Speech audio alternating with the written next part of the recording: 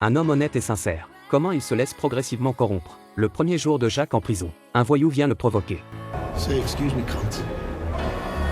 Excuse me, cunt. Sans préavis, l'individu l'attaque directement. Jacques ne se laisse pas faire non plus. Les deux hommes se retrouvent immédiatement en lutte. Bien que Ross soit physiquement fort, Jacques est un champion de combat. Il esquive les attaques et enchaîne avec une série de coups sur Ross. Mais soudain, il est jeté au sol par Ross. Ross se met à cheval sur lui et le frappe violemment. Un coup fait cracher du sang à Jacques. Un autre coup. Heureusement Jacques dévie la tête et l'évite. Jacques fait une roulade pour le plaquer en dessous de lui. Il le frappe de toutes ses forces. Les détenus qui observent le spectacle voient à quel point il est arrogant dès son arrivée. L'un d'entre eux lui plante directement un couteau dans le flanc. Cela montre clairement qu'ils veulent sa mort. Jacques devient instantanément furieux. Il saisit le poignet de l'agresseur tenant le couteau et l'appuie contre le mur, ignorant les coups de son adversaire. 2 coups de coude suivis d'un coup de genou, puis il le traîne sur le côté. Il utilise la rambarde pour désarmer le petit couteau, et lui assène 2 coups de poing puissants.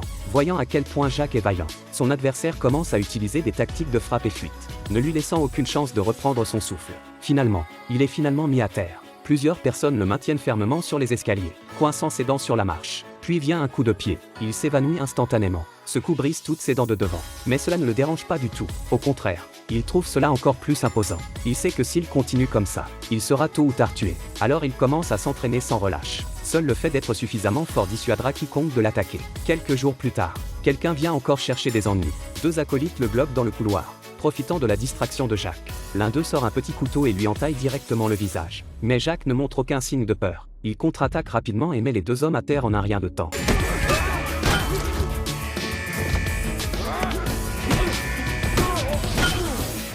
À ce moment-là, les gardiens arrivent et le maîtrisent rapidement. Jacques explique qu'il s'est simplement défendu légitimement. Mais le juge ne fait pas de distinction. Il lui inflige directement une année supplémentaire de peine. Jacques est furieux. Il maudit violemment la famille de l'autre. Il n'arrive toujours pas à comprendre pourquoi tout le monde est contre lui.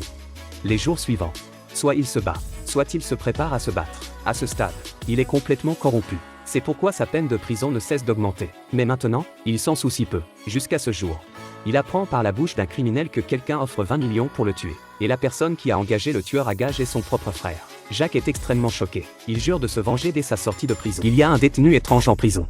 Il s'entraîne constamment. Parce que seule la puissance peut lui donner une chance de survie. Tous les détenus ici sont des criminels endurcis. Et chacun veut le voir mort. Soit en le poignardant, soit en lui lançant de l'acide sulfurique. Peu à peu, il s'habitue à tout cela. Un jour, Jacques reçoit une terrible nouvelle. Sa mère est soudainement gravement malade. Le directeur de la prison accepte qu'il lui rende visite pour un dernier au revoir. Mais quand il arrive à l'hôpital, sa mère a déjà cessé de respirer. Il blâme les gardiens de prison qui ont pris du temps pour acheter du café en chemin. Jacques ne peut plus supporter cela. Une fois dans l'ascenseur, il donne un coup de pied à un gardien. Puis il assomme un autre gardien avec des menottes. Il ramasse les clés et se libère des menottes. Puis s'échappe sans encombre. Jacques était autrefois un boxeur. Il a perdu un combat qui a conduit son frère à perdre tout son argent. Il garde donc une rancune envers son frère. Son frère lui a demandé de l'aider avec quelque chose. Jacques savait que ce n'était pas une bonne chose. Mais il n'avait pas d'autre choix que d'accepter. Son frère lui a demandé de voler le sac d'une femme enceinte. Il l'a facilement volé. Mais en étant poursuivi par la femme enceinte, il a été renversé par une voiture et tué. Jacques se sent extrêmement coupable. Peu après, la police arrive sur les lieux et l'arrête. Le chef de police lui apprend que son frère prêtait de l'argent à des taux élevés aux personnes pauvres. Et quand elles ne pouvaient plus rembourser, il leur volait leur maison. Il y a déjà 150 victimes qui ont tout perdu. Le chef de police espère qu'il témoignera contre son frère. Mais Jacques refuse. Il assume toutes les charges seul. Et est finalement condamné à 5 ans de prison pour homicide involontaire. À peine arrivé en prison, son frère, craignant qu'il ne le dénonce, engage un tueur à gages pour le supprimer. Maintenant qu'il s'est échappé, Jacques est prêt à commencer son plan de vengeance. Il se rend d'abord dans un bar, à la recherche de Chris, l'informateur de son frère. C'est lui qui a comploté contre Jacques à l'époque. Les 2 hommes commencent immédiatement à se battre. Mais Chris ne fait pas le poids face à Jacques. Il reçoit quelques coups violents. Puis Jacques le renverse violemment au sol. Chris se débat désespérément. Mais Jacques le repousse d'un coup de pied. Puis il saisit un marteau du sol et lui fracasse la tête quand l'occasion se présente. Ensuite, il se rend chez le comptable de son frère. Lorsqu'il voit Jacques avec un air féroce, le comptable est effrayé et confus. Mais Jacques ne lui fait aucun mal. Il lui demande plutôt de transférer l'argent des comptes de l'entreprise de son frère aux familles des 150 victimes, de manière équitable. Il est temps de se venger de son frère. Jacques est entré dans un bar. Mais il a été arrêté par les videurs à l'entrée. Jacques a souri tranquillement. Puis il les a immédiatement neutralisés d'un geste vif. Ensuite, il est entré dans le bar, où plusieurs personnes étaient en train de discuter. Ce sont tous des hommes de main de son frère. Et Jacques est venu ici pour se venger de son frère. Soudain, les deux videurs précédents ont fait irruption dans le bar. Ils ont pris des bâtons du comptoir et se sont approchés de Jacques pour le punir. Mais les deux ont de nouveau été mis à terre. Ensuite, Jacques sort un pistolet et demande à tout le monde de se calmer. Un homme de main se précipite vers lui. Mais il se fait abattre par Jacques d'une seule balle.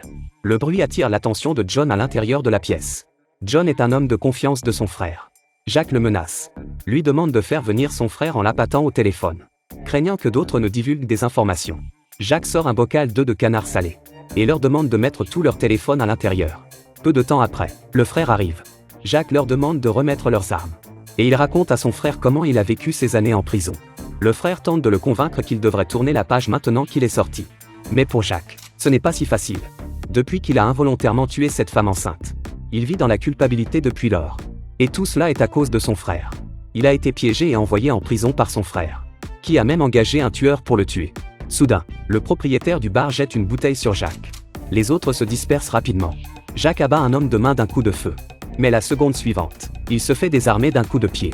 Les hommes de main le frappent avec des verres et des bouteilles. Le propriétaire du bar en profite pour jeter un sac d'armes. La bataille à mort commence officiellement.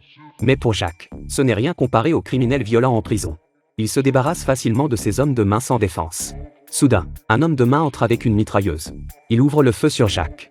Mais tous les tirs sont bloqués par les autres hommes de main. Après une rafale de tirs, aucun ne l'a touché. Même Jacques est surpris. Jacques lance un bâton sur l'homme de main, le mettant immédiatement à terre. Il récupère la mitrailleuse et tire à nouveau. Mais dès qu'il se retourne, il se fait frapper par un coup de poing. Jacques devient en colère instantanément. Il attrape son adversaire et le heurte contre le bocal d'œufs de canard salé. Il ne reste plus que le frère et le propriétaire du bar.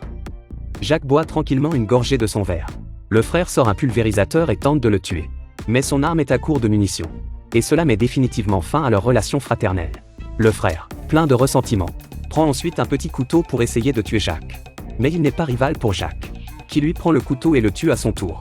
À la fin de l'histoire, Jacques distribue l'argent du compte de son frère à toutes les familles qui ont été piégées par son frère. Puis il retourne volontairement en prison. Mais cette fois, c'est de son plein gré.